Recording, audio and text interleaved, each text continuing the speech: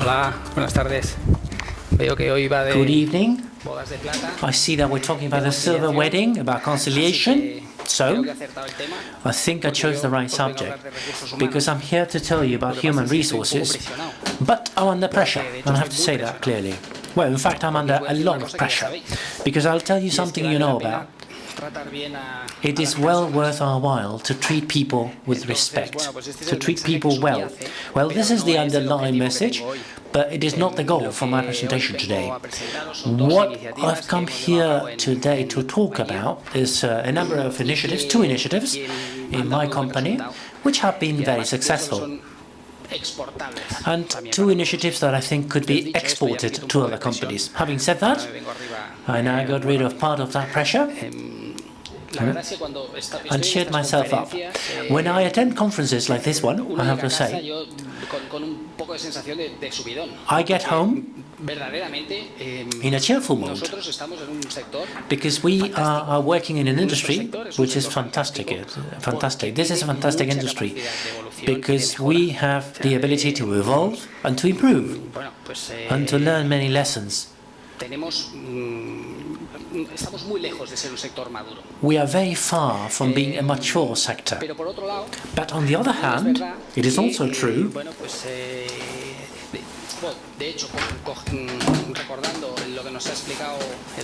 that if we go back to what Eduardo said before, he mentioned that the facility management industry has more clicks than the Olympics. This is an industry that is very appealing to many people out there, but it is also true that in this industry, and let me take the opportunity to say to our colleagues from marketing that we need their help, let us make this industry a more sexy one, okay, a more glamorous industry. I've been working within this field for the last 16 years.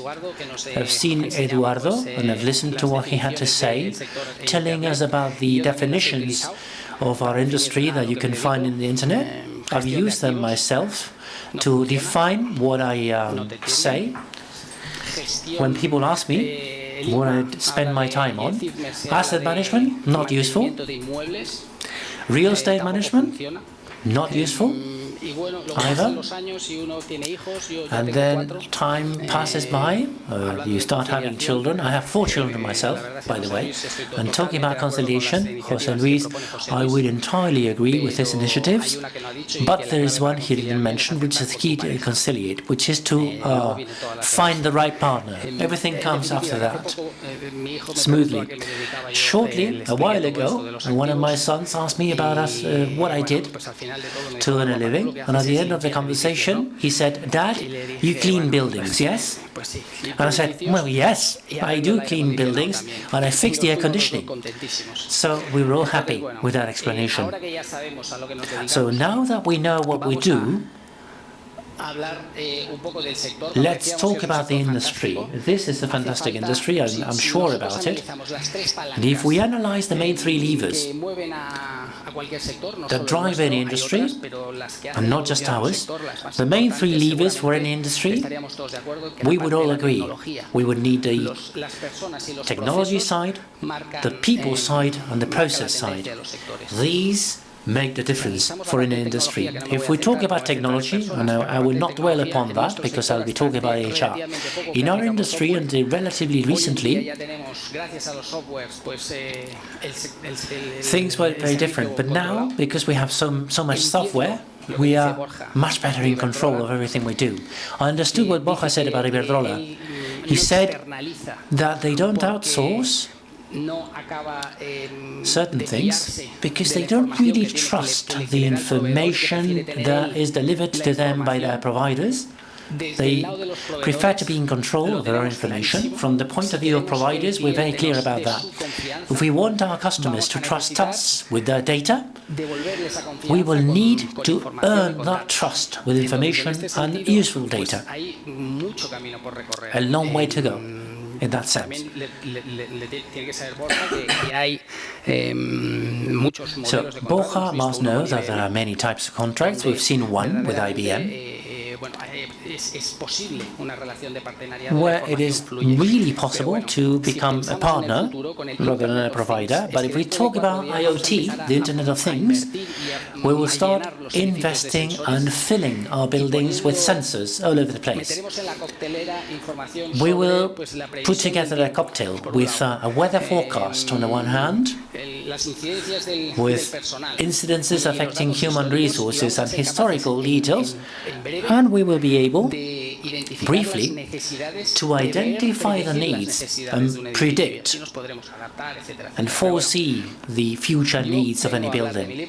But I've come here today to talk about people, okay? I'm mentioning other things that come to my mind, but I'm here to focus about people. And I don't mean to say that people haven't innovated in this industry. We have innovated quite a lot, especially recently. And now, in the world of services, I would say that we have very well-trained staff. People have the right tools in their hands. They have the the suitable software in their hands. They know the risks related to their positions. So the world of facility management is managed by highly skilled people. But what I think will make a difference in terms of what will happen in the future for our industry, on the side of people, is not just the attitude. It's not just our attitude as professionals, but the overall attitude of everyone. I think attitude is key. We are people focused on services. We do manage assets, but we need to take into account the users. And we have a lot of power in our hands. Cambiar el sentido de humor de las personas. Cambiar tu sentido del humor, el tuyo, el mío. We have the power to impinge on the mood of people. We could tell you thousands of anecdotes with waiters, with receptionists, with porters. I mean, anecdotes. I can tell you what happened in the airport a few days ago when a maintenance technician stopped a lady with a suitcase, pulling a suitcase that had a problem with a wheel.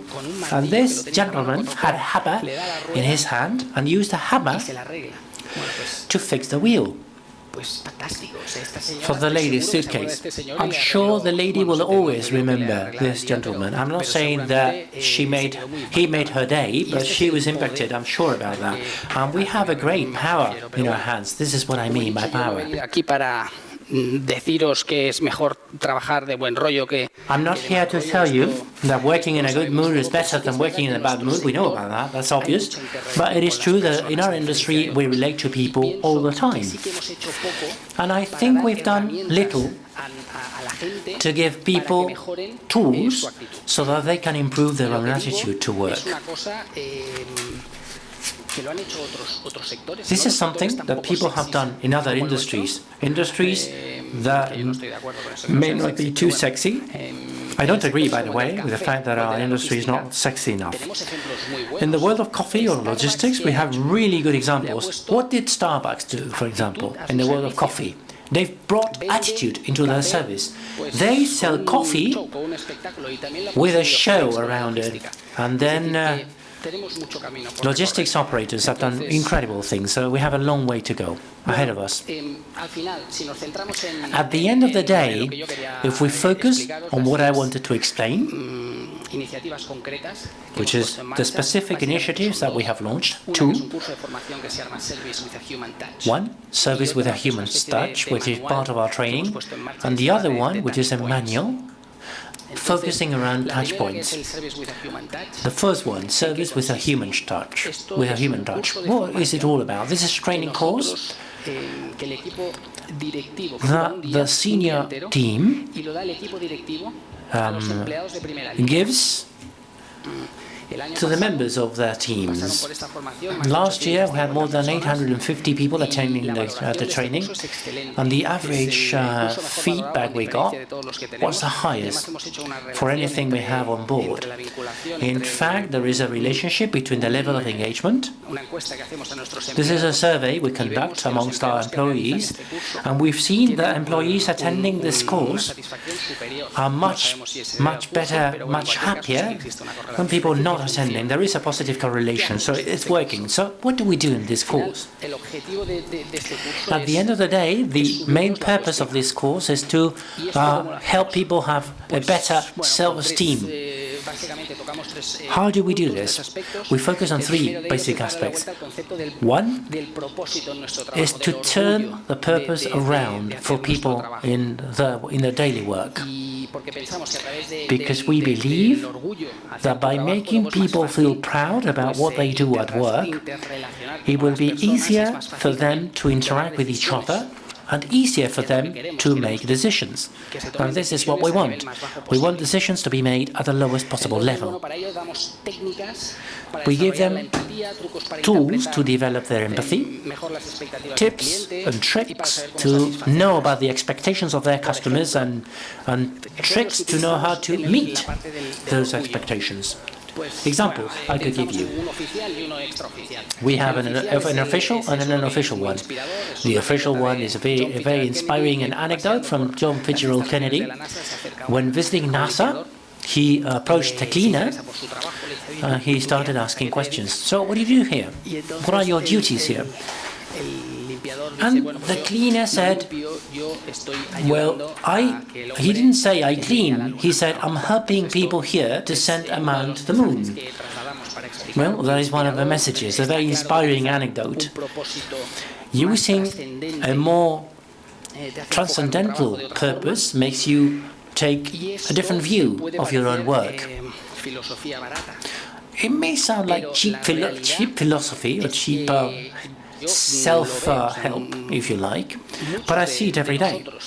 Many of us and many of our employees have never thought about their actual capacities to do things on a daily basis. And this can be translated into financial benefits, believe it or not. And let me tell you about an anecdote I had. There is a team in Barcelona called Espanyol. Okay, I can say that here openly. I'm not a supporter of Barcelona. Those of you supporting Atlético de Madrid can leave the room quickly and go and see the match today. But anyway, I went to the stadium to watch the match with a friend that supports Barcelona. So he came with me. We went to the stadium. And during the break, he said, let me buy some popcorn for your children. So we go to the bar, a long queue. We queue up for minutes on end, and when the time comes, he realizes that he doesn't have his wallet on him. And he says, do you take cards? And the waiter says, yes, but it's got to be from 10 euros upwards. This is 3 euros only. My friend looks at me, Marcos. He was inviting me, but I was supposed to pay. I didn't have my wallet either. So we look at the waiter was getting annoyed. What do we do? So the waiter says, no, I'll accept the credit card. So my friend supporting Barcelona brings out his wallet, and the only Visa card he had was the Visa affiliated to football club, Barcelona Football Club, with that big crest on it. And I said to myself, wow, this is the stadium for the other team. And then the waiter goes to the kitchen. We start thinking he's going to tell the security guard. And 5 seconds after that, the guy comes back with gloves. And he says, look, give me your card, don't worry, I'll charge your card, but as you can understand, I cannot touch this card with my bare hands, I need gloves. So this person, this guy, is a star. This is clear purpose in everything you do. This guy is not a waiter, This guy is a football supporter. He is part of the show around the game. When I go to the stadium, I always say hello to him. This guy makes me feel eager to go to the stadium. I feel more prone to saying hello to him than to say hello to Caicedo, which is our best player. So, purpose helps. It helps companies. As regards tips and tricks to be able to manage expectations, about how to manage expectations, well, I try to be as specific as possible. We are talking about how to know the expectations of our customers. So we give them tips on how to develop a better approach. So instead of using closed questions, try to use open questions, get to know the people by their names, by their first names, and then do role play and be clearly aware of the benefits of addressing people by their first name, because that counts. Then we tell them about communication. We tell them things about communication that I didn't even know myself. It's not just the words, it's the tone of voice and the style. It's your body language that plays a role. That is something we do, and then we do role plays, as I said before. That helps us as a company. It helps us to make them understand that this is good for everyone. It helps them convey the message they want to send, whatever it is. With proper presence, you will be much more skillful in delivering that message. And the list goes on and on, to include many other things. You couldn't imagine how satisfying this is, how pleasing this is. But the truth, it marks the difference, and we're talking about a group where the people that are managing our buildings, and they have got very little from the society and even more little from the companies. So what is true is that we reach our target, we increase our self-esteem, because we can see the high capacity we'll have of influencing in our environment. Second initiative, well, this was the course, training course. Come on, Jordi, you can do it. Bien, este es el curso. Y estas son fotos. This is the training course. I think I am in one of them somewhere. We do not tell them what it is about. They start the course saying, this is silly billy thing, and well, I just work to get some money and to, pay invoices at the end of the month, and then, well, I can tell you that. Well, we get many nice comments. One person said, well, you have put some lighting in my routine. Marvelous. Well, let's go to the second initiative. Second initiative. Okay, what I want to tell you is that attitude is very good, but the key aspect is to apply a process to attitude. An initiative called Touch Points. It is like a handbook, a manual. We have tried to identify 9 fields of the day where an employee interacts with the user, since the person gets to the car park, greets at reception, meeting room, and then farewell. And what we do for each of those 9 scenarios is we identify those common scenes or situations, and we try to give them hints so that our employees feel a bit more comfortable when addressing those people. This is under construction, okay? But I think this is the way to go, the way to move on.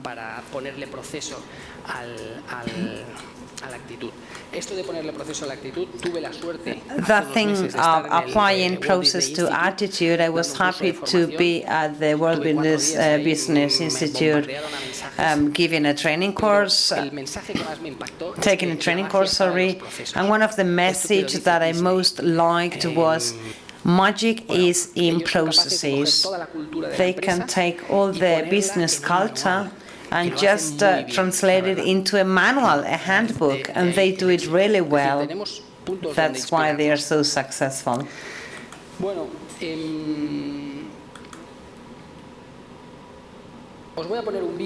I'm going to show you a video now to finish